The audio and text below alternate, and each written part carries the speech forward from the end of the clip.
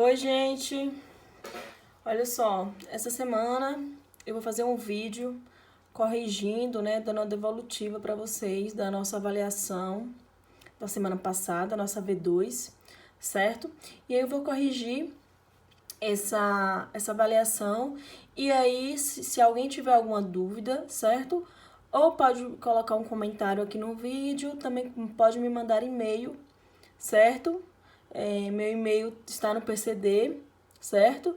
E aí vocês me enviam um e-mail, colocam o nome de vocês e a turma certinho. Ou também podem me perguntar quando a gente estiver na aula, né? Na nossa aula semanal pelo Zoom, vocês também podem me perguntar, caso tenham alguma dúvida. Mas vamos partir para a correção. Uma das questões que estava no teste de vocês era a seguinte: o ato de supremacia promulgado pelo rei Henrique VIII na Inglaterra contribuiu para, primeiro, promover a reforma anglicana, ao mesmo tempo que contribuiu para a centralização do governo. Segundo, restaurar os antigos direitos feudais que foram limitados pela Carta Magna de 1215. Ou a terceira opção, implantar o catolicismo no reino, o que foi acompanhado de repressão aos reformistas, né? Então, vocês lembram, né, na Reforma Protestante, certo? Então, o que aconteceu na Inglaterra? Então, a Inglaterra também influenciada, né, o rei também influenciado pela Reforma Protestante, certo? Também criou uma nova religião, que foi uma nova igreja, que foi a anglicana, certo? Porque por duas questões. Primeiro, centralização do governo, né? Criar uma unidade do governo. E também tinha a questão do casamento, que ele queria se separar da sua atual esposa para se casar com Ana Botelho. Então, ele, né, cria a igreja anglicana. Então, a resposta certa é a primeira, certo? Vamos para outra questão. Um pouquinho. Pronto, aqui. Leia atentamente os relatos a seguir. O pintor que trabalha rotineira e apressadamente, sem compreender as coisas, é como um espelho que absorve tudo o que encontra diante de si, sem tomar conhecimento. Experiência mande toda certeza. Só o pintor universal tem valor. Então, esses são trechos de Leonardo da Vinci, personagem destacada no Renascimento. Neles, o autor exalta a compreensão, experiência, universalismo, valores que marcaram o quê? O humanismo, o teocentrismo ou o escolasticismo, né? Sobre o escolasticismo, nós estudamos a escolástica ano passado, né? Lembram? Aliás, vocês vão estudar, né? Os sinos já estão estudando em filosofia, né, com o professor Rodrigo. Então, essa não é a resposta correta. Teocentrismo também não, porque, como nós vimos, certo? Na verdade, o Renascimento é um movimento antropocêntrico, né? Então, qual é desses aí que tem uma característica antropocentrista? É o humanismo, né? Então, a resposta correta é a primeira, o humanismo, certo? Outra questão que também caiu na prova.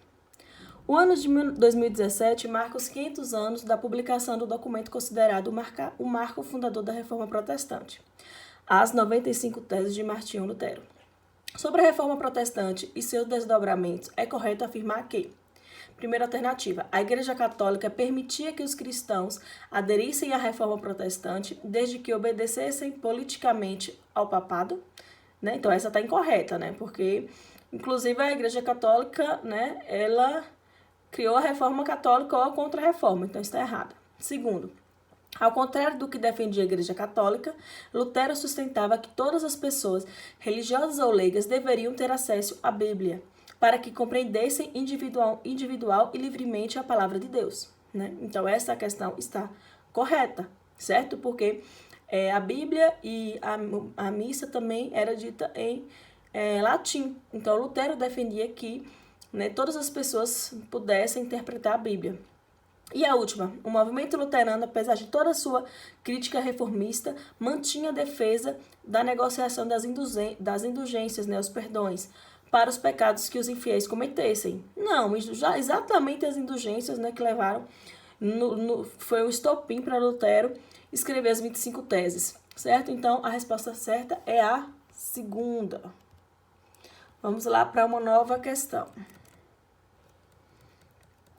A Reforma Protestante, iniciada em 1517 com Lutero, espalhou-se pela Europa nas décadas seguintes, alimentando revoltas sociais e conflitos políticos. Entre os reformadores, Calvino mostrou-se mais radical em sua crítica ao catolicismo. Por quê? Primeiro, negava qualquer tipo de autoridade religiosa, pois afirmava a supremacia absoluta do indivíduo e de sua capacidade de, ao ler a Bíblia, atingir a graça do conhecimento como caminho para a salvação. Segundo, criticava as igrejas nacionais e as lideranças dos reis dos cultos, entendendo que os fiéis atingiram a salvação por meio de boas obras, como a convenção dos pecadores pela pregação da palavra divina. Afirmava a predestinação absoluta dos eleitos de Deus, reconhecíveis por sinais tais como uma vida simples e austera, a frequência ao culto, o trabalho árduo e honesto e o cuidado com a família, né? Então, aí, gente, se vocês, né, só, né, através dessa palavra aqui, vocês já matam a questão, certo? Porque, inclusive, quem estudou pelos slides, né, no tópico, quando eu falei de Calvino, eu coloquei essa questão, predestinação, está ligada ao conhecimento de Calvino. Então, essa é a questão correta. No século XVI, diversos movimentos reformistas de caráter religioso eclodiram na Europa. Sobre esses movimentos, é correto afirmar que o Concílio de Trento marcou a reação da Igreja à difusão do protestantismo, reafirmando os dogmas católicos e fortalecendo os instrumentos do poder do papado, tais como o Tribunal do Santo Ofício e a criação do índice de livros proibidos, o INDEX. Então, está correto? Sim, está correto, né? A outra questão, o humanismo foi o primeiro movimento reformista que criticou os abusos cometidos, eu não vou nem terminar, né? O humanismo que, quando a gente falou do renascimento, aí o humanismo entra, certo? Mas não tem nada a ver essa questão do movimento reformista criticar, né, o humanismo sendo um movimento reformista.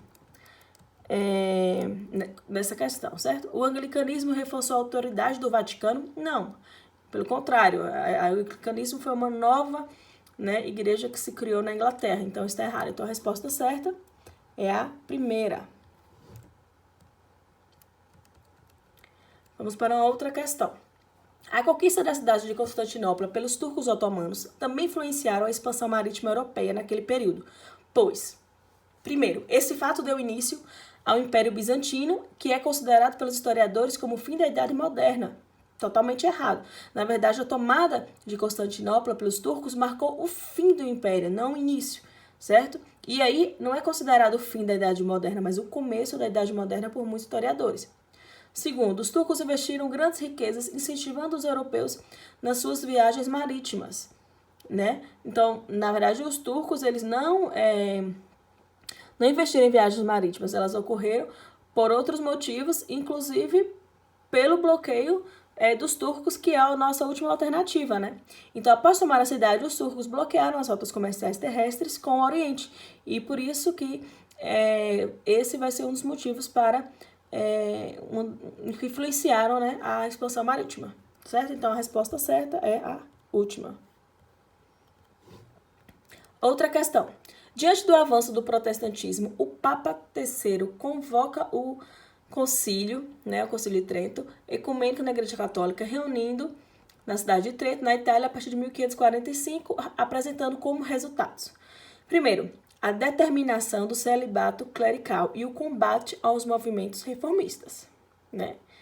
Tá? Então, essa questão está correta. Segunda, a adoção da língua nacional como língua oficial da Igreja Católica? Não, a Igreja Católica, ela reafirma a necessidade da língua em latim, certo? E o último, o reconhecimento apenas do casamento como único sacramento válido? Não, tinha também o batismo, a Eucaristia, né? Então, a resposta certa é a primeira. Vamos para outra questão. O mundo conhecido pelos europeus no século XV, abrangia apenas os territórios ao redor do Mediterrâneo. Foram as navegações do século XV e XVI que revelaram ao Velho Mundo a existência de outros continentes e povos. Um dos objetos dos europeus ao entrarem em comunicação com esses povos era a... Então, qual era o objeto, né? O que os europeus buscavam, né? Ao chegar no Velho Mundo. Primeiro, buscar metais preciosos para satisfazer uma Europa em crise. Segundo, procura de escravos para atender a lavoura açucareira nos países ibéricos. Ou a última, ampliação dos mercados consumidores para desafogar o mercado saturado. Não, nenhuma dessas duas, né?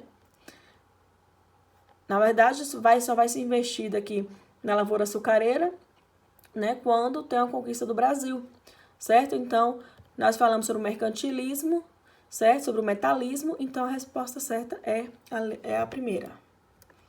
Vamos para mais outra questão. O Renascimento italiano pode ser caracterizado como? Por uma sociedade teocêntrica, aí você já corta, né? Teocêntrica não, é antropocentrista, então tá incorreto. Segunda, por uma visão predominantemente antropocêntrica, ok, com intensas trocas comerciais, certo, e cujas obras de arte foram em boa medida inspiradas nos modelos da Antiguidade Clássica. Sim, Antiguidade Clássica, Renascimento, o renascer da cultura greco-romana. Então essa é a questão correta, mas vamos dar uma olhadinha na outra. Por uma contraposição direta à Idade das Trevas, sobretudo porque os artistas renascentistas tinham majoritariamente aversão ao cristianismo. Não era aversão ao cristianismo, certo? A presença ainda, né, ainda existia essa questão de Cristo, né, mas quem estava no centro era o homem, então por isso que era antropocêntrica. Vamos para outra questão. O Renascimento, amplo movimento artístico, literário e científico, expandiu-se na Península Itálica por quase toda a Europa, provocando transformações na sociedade. Sobre o tema, é correto afirmar que houve o resgate pelos intelectuais renascentistas dos ideais medievais. Não, a gente sabe que não foram os ideais medievais, assim a cultura greco-romana. Segundo, o humanismo pregou a determinação das ações humanas pelo divino e negou que o homem tivesse capacidade de agir sobre o mundo, transformando-o de acordo com sua vontade e interesse. Também está incorreto, certo? Porque, na verdade, quem está no centro é o ser humano, certo? Então, o homem tem sim capacidade de agir sobre o mundo. E o último, os estudiosos do período buscaram apoio no método experimental, o correto, e na reflexão racional, valorizando a natureza e o ser humano. Correto também. Então, a questão correta é a última. Vamos para outra questão.